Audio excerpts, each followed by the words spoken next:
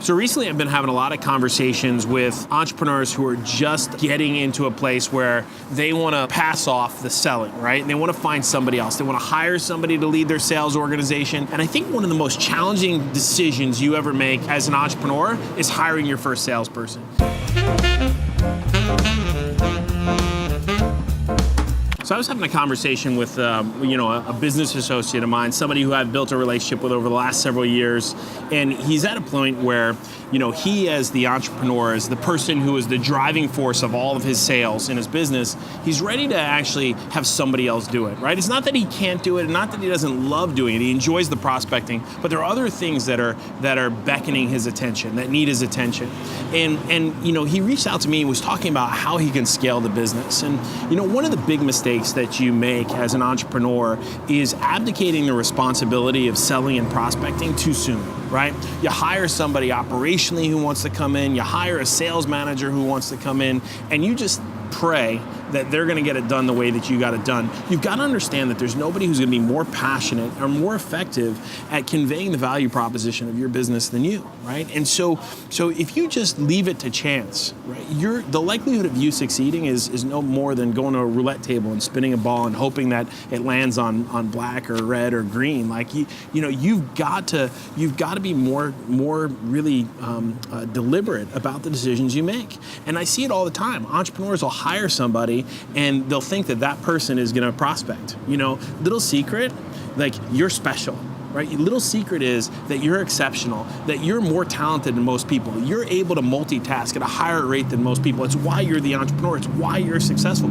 It's why you're in the leadership role. And most people will not perform to your level, right? They'll perform to two things. They'll perform to whatever level of expectations that you place on them, and a combination of environment and atmosphere and all the other things, and reward and those types of things. But I think that businesses and entrepreneurs and sales leaders that think that their success is going to continue in perpetuity just because they hired a couple of people that are salespeople, they're delusional. They're missing the point.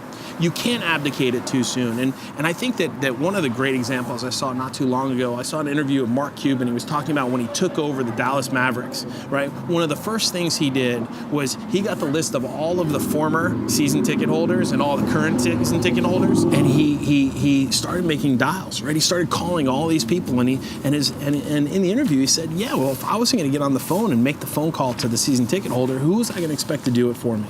Right? No one was going to be more passionate about the value proposition than I was. And all the people that were sitting next to him saw that, right? And they started to create a level of energy and enthusiasm. And I think that a lot of times what entrepreneurs and sales leaders and business owners do is they get out of it too soon, right? You can't get out of the activity associated with prospecting and procuring clients until your legend is bigger than your actions, right? Until people know that you are willing to do it side by side with them, until you got momentum in your organization to the point where the volume of activity and the results that are generating are higher than what the cost of this additional headcount is. And I think all too often what happens is we try to hire someone else to do the work, right? And it's a crapshoot.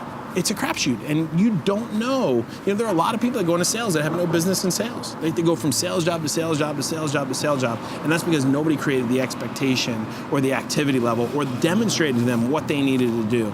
And so don't jump out too soon, right? Do it with someone at your side, and when you do that, what happens is ultimately you start to benefit from the value of leverage, right?